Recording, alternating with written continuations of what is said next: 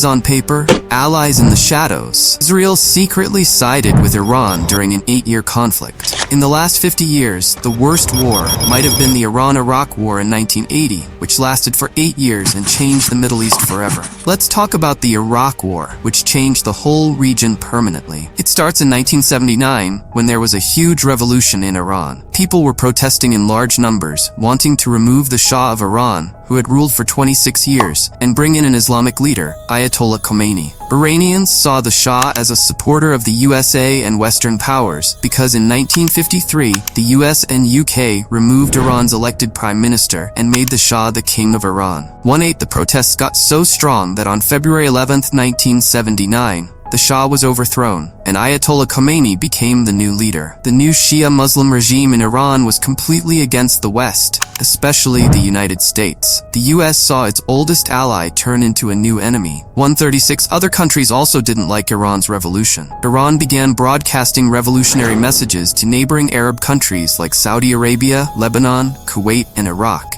encouraging their people to rise up too. The leaders of these countries feared that if a revolution like Iran spread, their own thrones could be toppled. Saddam Hussein in Iraq saw an opportunity in this situation. Iraq and Iran had been fighting over the border area for many years. This area was important for both countries since they used it to export oil to the world. In 1975, they signed an agreement giving control of the area to Iran. Saddam wasn't happy with this and wanted the land back. With the Iranian Revolution making the Iranian military weak, Saddam saw this as the perfect moment to attack and reclaim the oil-rich areas. Saddam thought that if he attacked Iran, the rest of the Arab world would support him, making him the leader of the Arab world. In 1980, Saddam planned an attack on Iran with 10,000 Iraqi soldiers, which would start a war that would last for years and change the geopolitics of the region for decades. On December 22, 1980, the Iraqi Air Force launched surprise attacks on Iranian air bases. At the same time, 10,000 Iraqi soldiers crossed into southern Iran. Iran still had fighter jets from the USA, so they responded by bombing Iraqi oil fields. This war quickly spread across the region,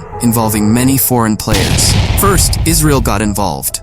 Israel didn't want to choose sides but preferred that both countries fight each other. However, Israel was more worried about Iraq, so secretly, Israel started supplying weapons to Iran and provided secret intelligence information about Iraqi army. Saudi Arabia and Kuwait were supporting Iraq with billions of dollars because they feared the Iranian Revolution. They didn't want a similar Shia regime in their countries. On the eastern side, China was closely watching the war. Although China declared itself neutral, it secretly supplied weapons to both countries and later became Iran's biggest weapon supplier. By the end of 1981, the war was mostly fought in border areas. Sometimes Iraq advanced, and sometimes Iranian forces pushed them back. The global community thought the war had reached a stalemate, so they tried to negotiate a ceasefire to prevent oil supplies from being disrupted. Saddam agreed to the ceasefire, but Khomeini refused because the war had become essential for his regime's survival. The whole country was united behind Khomeini because of the war. Khomeini demanded that Saddam resign from the presidency for the war to end, but Saddam refused. So, Iran went on the offensive,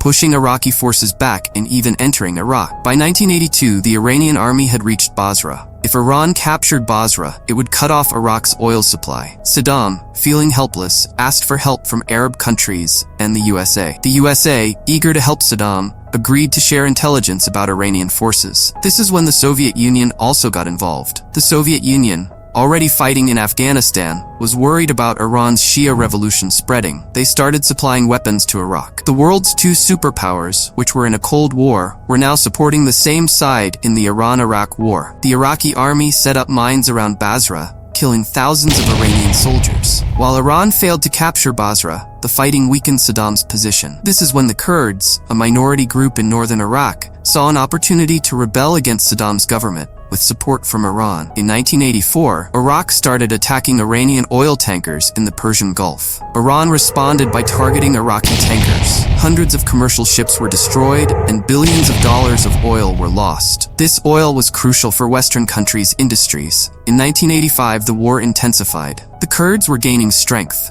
and Saddam took a drastic step. He began using chemical weapons against the Kurds and the Iranian army. These chemical weapons were supplied by the USA. Saddam launched missile attacks on Iranian cities, killing 16,000 people, mostly civilians. In retaliation, Iran also launched missile attacks on Baghdad, killing many civilians. Now, ordinary people were dying in this war, and this is when the USA started playing a double game. The USA supplied Iraq with chemical weapons, but it also started supplying Iran with missiles. President Ronald Reagan secretly used the money from both countries' wars to fund a secret mission in Central America, which later became known as the Iran-Contra scandal. By 1988, both countries were attacking each other's oil tankers. Kuwait also pressured the USA to protect its oil tankers from Iranian missile attacks. In response, the USA sent its naval fleet to the Persian Gulf. While this was happening, Iranian forces and Kurdish fighters captured the Iraqi city of Halabja. In retaliation, the Iraqi army bombed the city with chemical weapons. The attacks were so severe that between 50,000 and 100,000 people died, mostly civilians. This created fear in Iran that Iraq could use chemical bombs on Iranian cities too. Pressure grew on Khomeini to end the war because Iran's economy was in ruins. 8 years had passed, and almost 1 million people had died.